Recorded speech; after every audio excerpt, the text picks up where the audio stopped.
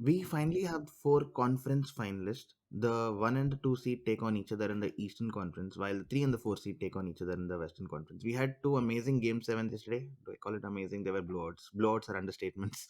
But let's Yep. talk all about those games and the teams that progress and the teams that got eliminated in today's episode. There's so much to talk about. Okay, where do we start? We'll start off with the Bucks and the Celtics. Game 7, 81-109. 28-point difference in a game 7. Giannis had a bad game and still ended with 25 points, 20 rebounds. That's the level of Giannis these days. Drew Holiday with 21 points, but the Bucks ended with 4 from 33 from 3. 4 of 33 Yep. from 3. And that, I Hmm. think, was a telling factor because Grant Williams, he had a career night. He took 18 attempts, which is the highest ever in a game 7 from 3. Got 7 of them. He got 27 points. Tatum had 23 points. Jalen Brown had 19 points, and the game was over. I mean, going into fourth quarter, I mean, there was still a light bit of hope that the Bucks could come back, and that was kind of being optimistic only because they had Giannis on the other side of the floor, and Yep. he's done this before. In fact, even in the series in Game 5. But realistically, it was not possible because they had shut down Giannis in the second half. He struggled in the second half. He just got 8 points in the whole of second half. Yeah. He looked tired because some of the shots that he usually completes, dominates, were not going in. He was missing layups, and he had no support whatsoever. So it's Hmm. game over. Where do you think the series was won for the Boston Celtics? It never should have gone to Game 7 for the Bucks. If you're the Bucks, that Game 6 was there for the taking. Um, but you know what? They didn't quite choke as much as the Celtics just willed their way to a win. Yeah, Jason Tatum was shooting unconscious in that Game 6 in the fourth quarter, yeah, and this is a team that has been accused of being, well, forget accused. Statistically, they've been terrible in the clutch. right. They were 4-11 in games won by 3 points or less. They were second last in the league in clutch shooting. Just ridiculous stats, but yeah, they peaked at the right time. Game 6, they started flying in the second half, and then Game 7 was just it was done. They came out with the game plan. They executed really well. The crowd was with them. It was always going to be an uphill climb with against the crowd, and then um, but the crowd was with them, and they started getting into it right from the word go. Dedicated all of their defense to Giannis. Nobody else really worth covering, right? If the whole team, the rest of the team combined. Giannis made 1 of 4, by the way, in their atrocious 3 shooting. Yeah, One of those four or whatever 3 pointers that they hit came from Giannis. Brook Lopez 0 for 6, Drew Holiday 1 for 6, Pat Connaughton 0 for 5. Just the whole team, they couldn't shoot a 3 to save their life, and yet they attempted a bunch of them. I think that's really where the game was won and lost. That the Bucks just sucked from 3. And the Celtics, I haven't checked the stats, but I'm pretty sure this is some sort of all-time record of most threes attempted in yeah. a playoff game, Yeah, 55, yeah, yeah. I think and the they made Rockets 40 had this percent of them. before this. Yeah, and Yeah, they yeah, shot it at 40%. So you can't lose a game. We said this about the Jazz, right? You remember Jazz last season? In the regular season, they were doing this to a lot of teams. yeah. They'd put up 35, 40 threes and they'd shoot at 45%, 50%. And that's it. When you shoot threes like that at a percentage that normally you convert mid range and paint points, it's over. That combined with the Bucks, equally pathetic. At the other end from 3, it was just too much. Giannis finished with 25, 20, and 9, by the way. Yeah. It's the first time ever in any playoff series that a player has had, what was it, 200 points, 100 rebounds, 100 assists, Yep, something like that. Like, yep, holy shit. For a guy who's basically a big man with no skills. yep. So yeah, I mean, Absolutely. yeah, they lost Middleton. It was a tough series, but it never should have got to Game 7. So if you're the Bucks, you're thinking you should have clinched it. It was there for the taking. You should have clinched it in 6. Came to Game 7, they just ran out of ideas. They ran out of juice, and the Celtics just didn't stop. They caught fire in the fourth quarter of Game 6, and they just didn't stop.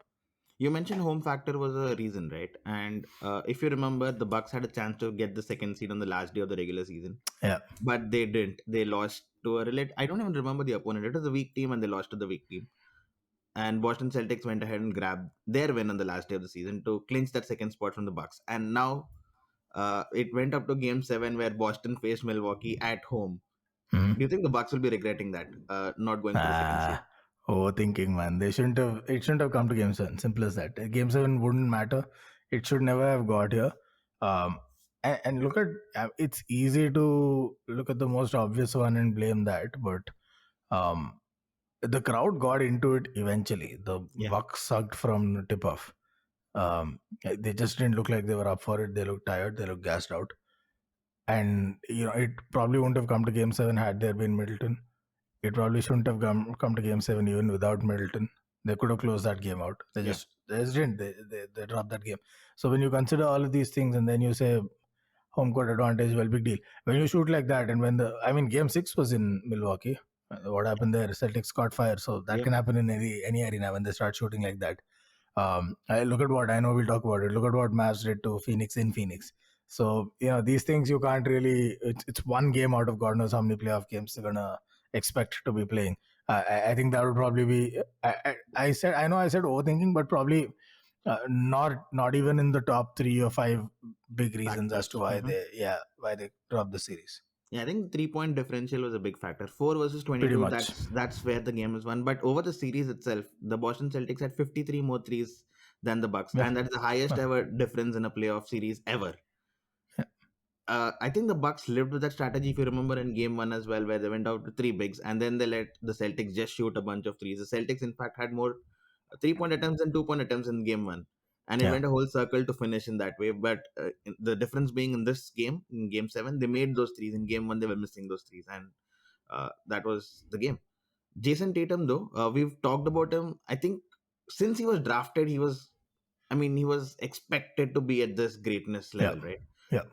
Do you think he's finally reached it? Eliminating Kevin Durant and Giannis in consecutive rounds and playing a big role while doing it. Shut down Kevin Durant in the first round. Yeah. This series, he was all the way along with Giannis. He didn't. He stood up Yeah, I mean, against he Giannis. wasn't directly guarding Giannis, but Yeah, yeah, but yeah, what I'm saying, kind of. on He the held his offensive own. end, he was standing up against Yeah, Giannis. Whenever yeah, Giannis was putting up those points, Tatum was responding immediately, right?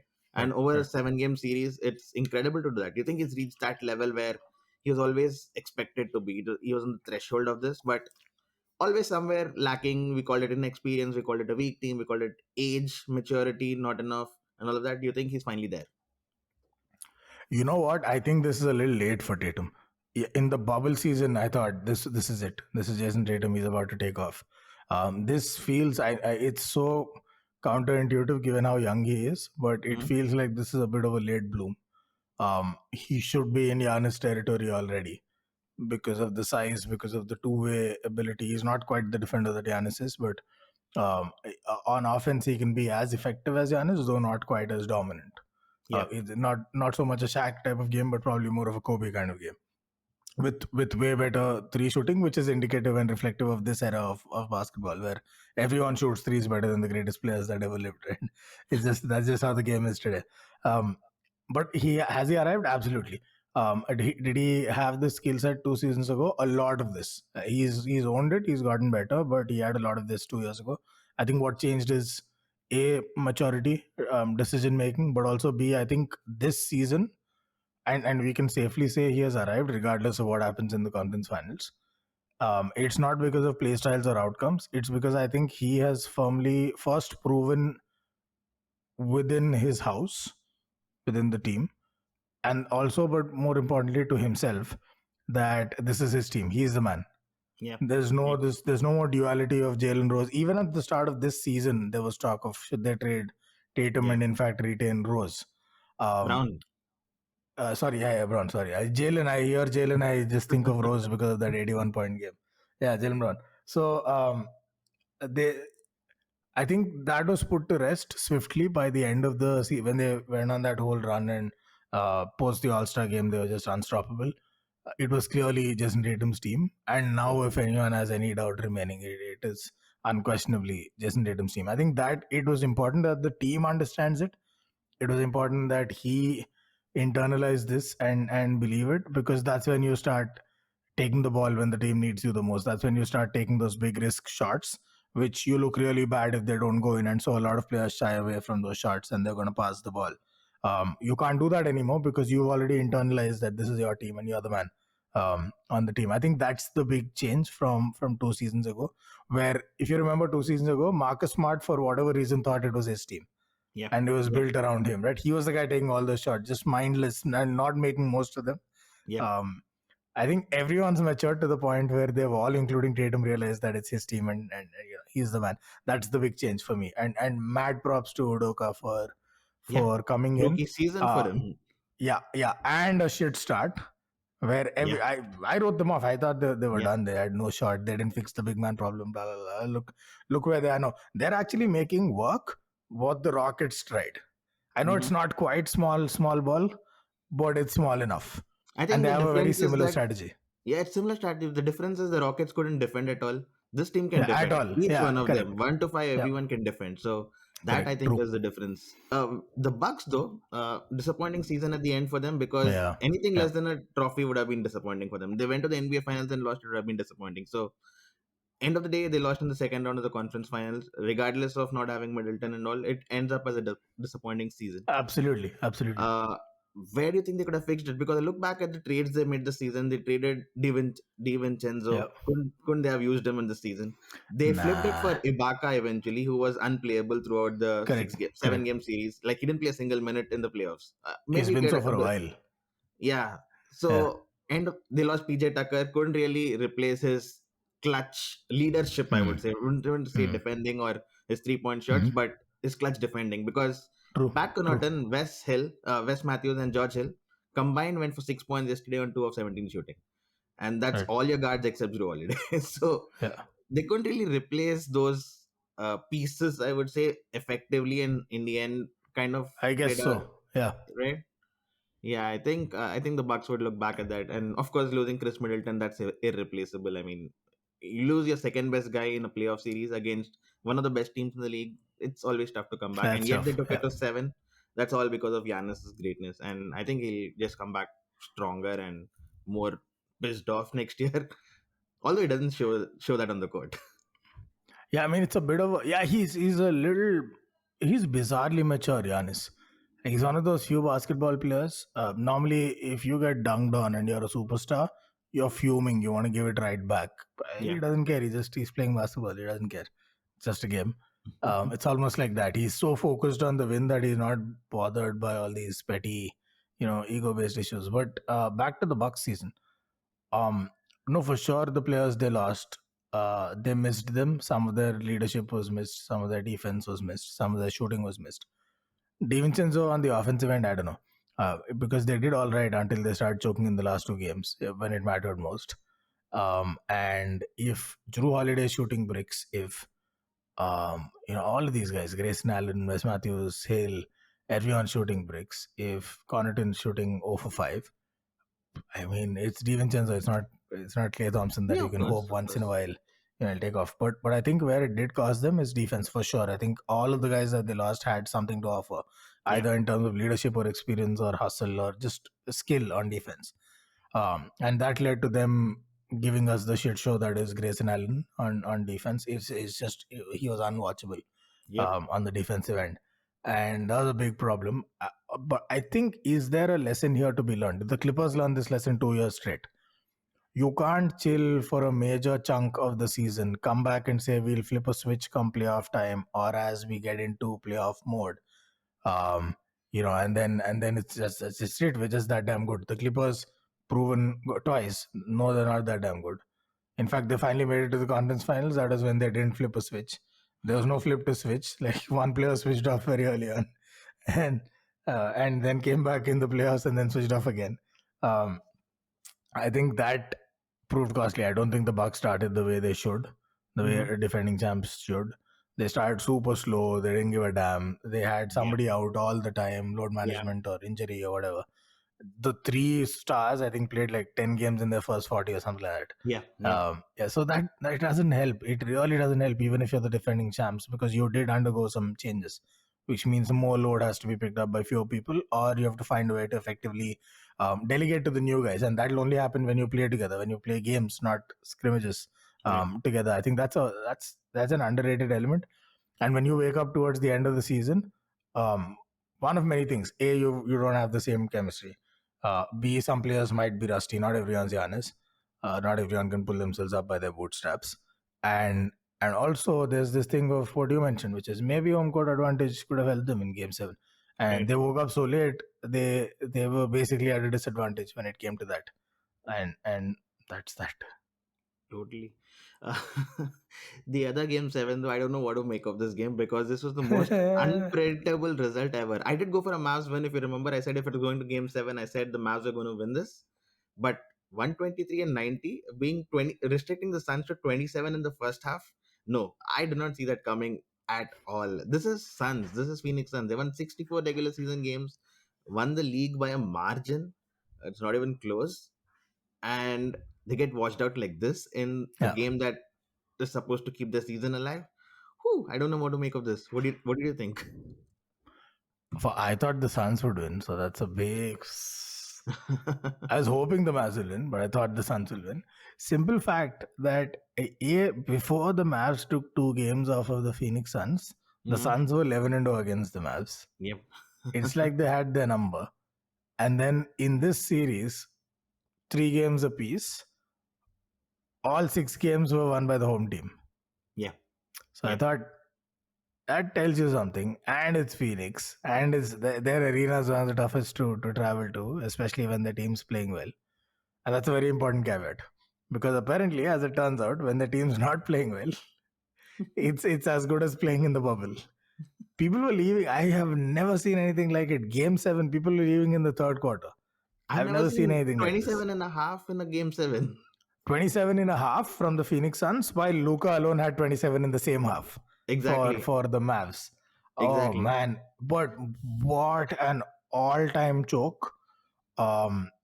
Jason Kidd, unbelievable. They had the mic on him. You heard that bit where he Yep. was relentlessly shouting out defensive instructions to his team Yep. while the game was going on, Yep. Yep. while the play was live.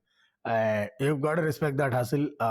He was one of the best two-way players in the game in his time. He was a triple-double machine, kind of like a Draymond triple-double, but a machine at that, and an unbelievable. He was basically that era's Chris Paul. Mm-hmm. Perhaps even a better playmaker than he was a better playmaker than Chris Paul. Second all-time on assists, that doesn't lie. Yeah. And so he came up with a scheme which is very simple. He said, Chris Paul, Devin Booker, they get double teamed. We don't give a damn about anyone else. These two get Yeah. double teamed, and that's it. That's it. It's Yeah. in the playoffs. Forget Devin Booker. You're Chris Paul. You didn't think a double team's gonna come. Like that got you. That's the one that ruined you. Oh man! Not only did they score 27 in the first half, Mm-hmm. enough to only match Luka, not the entire Mavs. They had Devin Booker, Chris Paul combined for 3 points in the entire first half. 2 of their best, their lead scorers, combined for 3 points, all 3 of which came from free throws. They were 0 for 11 from the field in the first half. This is the single greatest choke job I've ever seen. I'm sure I've seen pretty bad ones in the past. I Yeah. can't recall a single one worse than this in a game 7 at home. This has to be the most embarrassing loss of the season, and I've seen that OKC 72-point loss as well. But I still That's not rate game this one 7. higher. Yeah, it's not game 7. The Warriors, in fact, got blown away by Memphis. Then they were trailing by 55 at one point in time. But that was game 5. They had a chance to respond back, not game 7. I don't know what to make of this, man. I mean, and they took the series too, so like who cares? But this is wow. Where do the Suns go from here? I mean, Devin Booker is here to stay, of course. Yeah. Next season. Yeah. Chris Paul is old, and you can see clear signs of aging because he has 2 great games in a playoff series, and then he disappears for 4 games. The last 5 games of the series, he averaged 9 points. He had 18. He had 18 turnovers and 18 assists over the last 5 games. Yeah. This is not the Chris Paul from the regular season. This is not a well-rested Chris Paul. What happens to Chris Paul when he's tired? This is what happens. In the same series, he went from shooting 14 of 14 in a game to 18 and 18 assists and turnovers. Oh man, yeah, it's bad. Wow, his career was fucked. He badly needed a ring to salvage that legacy. He still has another enough NBA friends. final would have been like, okay, he still made 2 finals. Whatever, man. Who cares? So many people have done that. It's bullshit. Yeah, For a player, your caliber has to match your achievements. Okay, if you soloed your way there, all right. Mm-hmm. If you took that OKC team to the finals, sure. Mm-hmm. Yeah. Not this. Not the Suns. Not the Suns. Like Iverson took a bunch of bumps to the finals in Philadelphia. Mm-hmm. They look good because Iverson made them look good. None of them were that great before or after. That's worthy of respect. Plus the skill set, plus the points and all that. Chris Paul has the skill set. Where's the finish, man? Prior to this series, he led NBA all time in number of times a player has been a part of a team that blew a 2-0 lead in the playoffs. All-time leader, he just added another feather to his cap because this was another series blown from 2-0 up. He's had 3-1 blow. Oh man, where do I even? Anyway, so Chris Paul, I don't know. I don't know where he's going. I hope out. I hope to some small town team that can use his experience. I think he's done. I think he's done fighting for championships. You can't afford to have him on your squad because if he's there, he's going to be the second best player on your squad. Yeah. Or you won't have cap room, or you won't have enough ball to go around. Whatever. It's too much of a fitment issue to figure out. So I think he's out, which leaves a huge vacuum in Phoenix. They sucked before Paul got here. How are they going to cope with him going out? Especially when they've also refused to pay Aiton. Is this a blowed up except Booker situation? Keep Booker and then trade everyone else.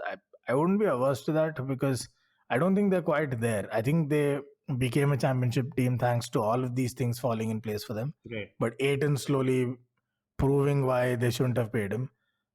Chris Paul's fading. I don't think it's going to be quite the same team. I think you'll start seeing diminishing returns. You've already started seeing them. So maybe it's a good time to have a major overhaul. I don't know. Maybe try tempting Dame Lillard to come. They're not screw defense. They tried it. It didn't quite get them anything. Let's just go all out attack. I don't know. It's bad. But forget Chris Paul for a second. To hell with the Suns. They're done. They're going home. How about that for Luka Doncic? We were thinking, would this be the season where he gets his first series win? Yeah. I mean, he got a series win. He came back from 2-0 down with monster performances in Game 6 and Game 7. Game 7 was an all-timer. He basically sat out the entire fourth quarter pretty much and still ended up with 35, 12 and 3 or whatever his stats were. And since Jason Kidd called him out, which I believe was at the end of Game 3 for defense, he basically said, Luka, and he did it in a very classy way. He said Luka needs to stand up for himself because he knows otherwise he's going to get picked on whenever they run a pick and roll. He's the weak link. And since then, he's had 2 games, I believe, where he had 4 steals or more. And in general, just good defensive facility. Still not quite a lockdown defender or anything like that, but at least he's putting his IQ to good use on the defense, which should really be minimum expectations. When you've got that level of basketball court vision, you can see interceptions before they happen the way others can't. You can see dribble patterns. You can see when to stick your hand. That's all he's been doing. That's pretty much it. His defensive effort is all that. That's enough because it creates turnovers. It takes away momentum. It gives you fast break and transition points, and that's it. Game over. Luka now, anyway, he's now the all-time leader in points plus rebounds plus assists per game in the playoffs. I think now he has the highest points per game in elimination games of anyone ever, and he's miles ahead. I don't think anyone's even close. LeBron's like 6 points per game behind him. What a guy he's turning out to be. And I know now that he's gone to conference finals, you can put him on par with Trae Young, achievements wise. True. I don't think it's even close who the better player is. Yeah, of course not. I mean, this was where you said that Trae Young has done it. Luka has yet to do it. So we'll still put Trae Young above, but now they're equal, and I'd put Luka above because he's a better player. If you were Steph and Clay and Draymond watching the series, were you hoping that the Suns would make it, or are you happy that the Mavs made it? I think seeing this version of the Mavs, they'd be a little apprehensive. Otherwise, I think they would have been hoping for the Mavs because it's one guy to defend and it's game over, which they probably still are. Dinwiddie's had like 1.5 good games. He was on fire this Game 7, but he's had 1.5 good games. Brunson, to his credit, has bounced back. All right, so we'll give him that. DFS is kind of in it, like it's red hot and then nothing. Lottery ticket, exactly. And the rest of the teams, whatever. And they don't have the big man to trouble the Warriors, right? No, they don't. In fact, quite the opposite. Every time they play Powell, they suck. It's like one negative position on the court. Warriors don't have that. That's the big advantage. They don't have it. They have they're almost like the Man City of basketball. They've got so much depth at each position. It's embarrassing. Right. So I think they're all right in the conference final. Sadly, I think it's. I don't know. It feels like deja vu. I said this before the Sun series that it's too much for Luka to do alone, and here we are. But I'm going to say it again. It's a little too much to ask of Luka right now at I this think it's time. not just a better team, but it's also the experience for the Warriors that the Suns did not That's have. the only Suns thing had I'm one banking big on. run. Yeah, that's the only Go thing I'm ahead. banking on for sure.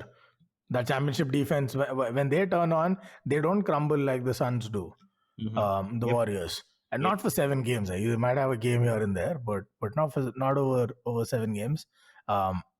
They've got Draymond. They've got I think the toughest, the most key player in this series is going to be Wiggins because I assume will be on Luka, Yep.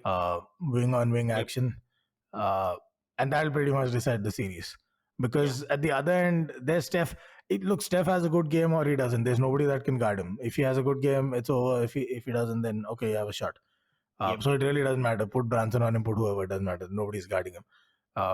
Clay has been quite shaky. So, the Mavs can fancy their chances, but I think they're up against a very, very disciplined defensive unit, and that's their biggest challenge. How do they break them apart? Because when Luka's shot isn't going, their attack tends to look a little insipid and out of creativity every now and then. Absolutely. What about the other series? Are you picking Boston or are you picking Miami? I think Miami have game one just because of a turnaround time. They play again tomorrow, which I Yeah. think the Boston would be like flat out Yeah, tired. And this always ouch. happens, Yeah, right? This is the reward you get for finishing a series early, I guess. correct.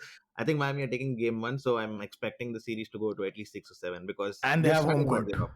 Yeah, and they're starting 1-0 And they up. have So home court, yeah. it's going to be tough, Yeah, I'm but actually picking Miami. What are you doing? I'm picking Boston, but in a long series, maybe 7, maybe again.